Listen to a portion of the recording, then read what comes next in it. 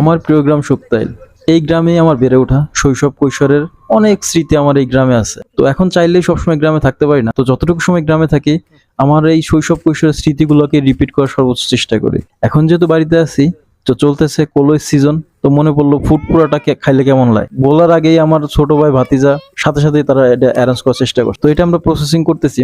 সবচেয়ে বড় কথা হচ্ছে এই ফুড পুরার খাবারের যে মান বা স্বাদ, সেটির বাইরে যেও এটা প্রসেসিংটা বেশি ইন্টারেস্টিং। আমরা ছোটবেলায় কি করতাম, সবাই একসাথে খেলাধুলা করার পরে গোসল করতে যাবো, পুকুর পাড়ে বসতাম, তারপর চিন্তা করতাম তাহলে একটা ফুড পুরা খাইলে কেমন হয়। নিজের জমি বা বাবার জমি, চাচার জমি, যার জমি হোক না কেন, জমি থেকে এই কলই নিয়ে আসতাম।